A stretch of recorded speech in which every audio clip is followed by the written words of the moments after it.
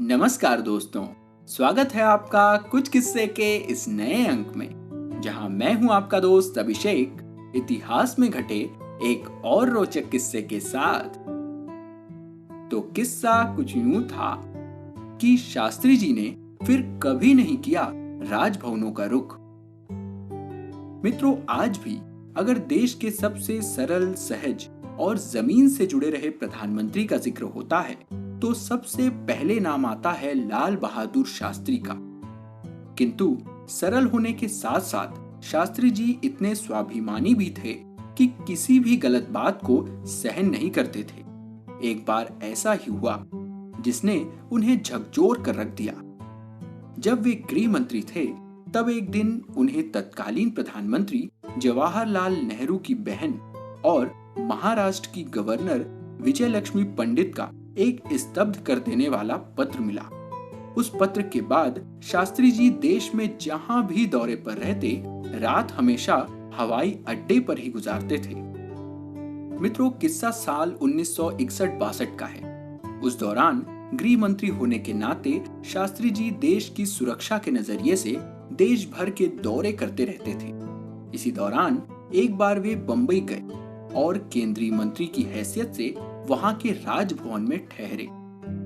ये बहुत सामान्य सी बात थी कि देश का गृह मंत्री राजभवन में रात्रि विश्राम कर रहे हैं।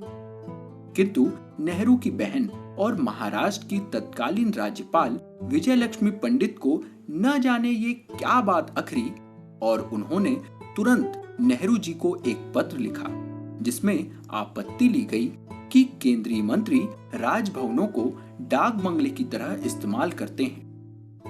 ये बात जब स्वाभिमानी शास्त्री जी को पता चली तो उन्होंने एक संकल्प ले लिया कि वे अब कभी किसी भी राजभवन में नहीं ठहरेंगे। इसके बाद से तो वे जहां भी दौरे पर जाते अपने पूरे स्टाफ के साथ पूरी रात हवाई अड्डे पर ही गुजारते। फिर चाहे कितनी भी परेशानी, कितनी भी मुश्किल क्यों ना आए, वे राजभवन कभी नहीं गए। तो ऐसे थे हमारे स्वाभिमानी शास्त्री जी। दोस्तों, शास्त्री जी के जीवन से जुड़े ऐसे ही कई किस्से हम आपको सुनाते रहेंगे और वो भी एक नए और आसान प्लेटफॉर्म पर। जी हाँ, अब आप इतिहास के इन किस्सों को प्रमुख पॉडकास्ट प्लेटफॉर्म्स के अलावा YouTube के माध्यम से भी सुन सकेंगे। हमारा YouTube चैनल है कुछ किस्से, KUCHHKISSE, जिसका लिंक आपको नीचे कमेंट बॉक्स में मिल जाएगा। तो अगर आपको हमारे पिछले किस्से सुनने हो तो वो सब यहाँ आपको आसानी से मिल जाएंगे। और अगर वे आपको पसंद आए तो उन्हें अपने यारों दोस्तों के साथ शेयर करना ना भूलें।